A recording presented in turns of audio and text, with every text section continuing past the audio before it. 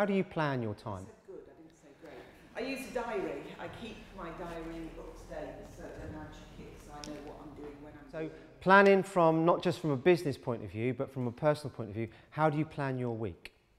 I write lists. Write lists. You write lists, to-do lists, those famous things, to-do lists. So how do you prioritise what you need to do? How are you going to prioritise your market research? If blocking time to do it. So what if, let's say for argument's sake, you block Tuesday afternoon 1 till 3 off and you're running your business and a client rings up and says, I need you to help me. What would you do? Sorry, blocked off 1 to 3, can't do it today. What are you going to do? Did anyone say they had another to-do list? You said you say you used to do it? How do you? You have lists of lists and lists. Yeah. I spend all my time writing lists, which is why I don't get anything done. Right. We have a to-do list. We have a to-do list that you may or may not decide that you want to use. It's really, really quite simple. What I do is we have a need to column, a want to column, and a like to column. My need to do today is I need to turn up at 10 o'clock and do a session. So I need to do a session. It's Friday. On Monday, I've got a session in Falmouth. So I need to do my session prep for Monday. So what I want to do, I've got calls to make. I might be going to, like yesterday, I went to Newquay.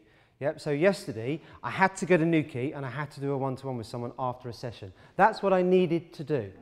But what I would also like to do is, while I was there, speak to some clients that were already there and get some forms filled in and so on. But if I didn't, that's not the reason, that's not a priority, because as long as I've got my need tos done, I've done for that day. But then my like tos. What would be your like tos? What do you like doing on a day-to-day basis? Texting?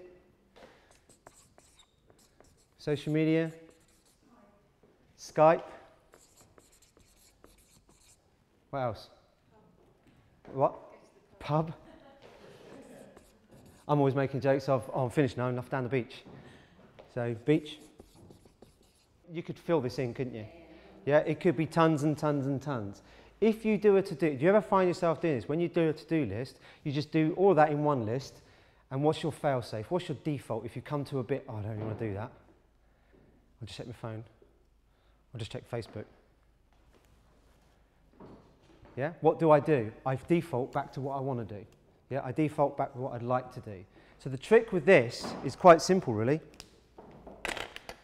You give yourself need tos that can be done in that day regardless. 2 or 3 things at most. Things that have to be done that day, or have to be done that week, or have to be done that month or that quarter, depending on how strategic it is. But only 1 or 2 or 3. So it could be that if you are looking to start your business, say in 3 months, right, I have to have my website up and running. That's something I need to do. But what I'd like to do is see the graphic designer, make it lovely, so they become the want tos. Eventually, when you get to your date, they become a need to, which is why you only keep them to 2 or 3. So you can do the most out of this as long as you keep that simple. Because these all become what? Rewards, don't they?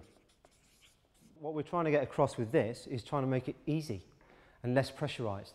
Yeah? One of the handouts that we give is the fact that traditional to-do lists don't work because you're never going to get it all done. But what I've done is I've said, right, as long as I've done that, I can do these, and then I've no pressure. Just give it a try. Just give it a go.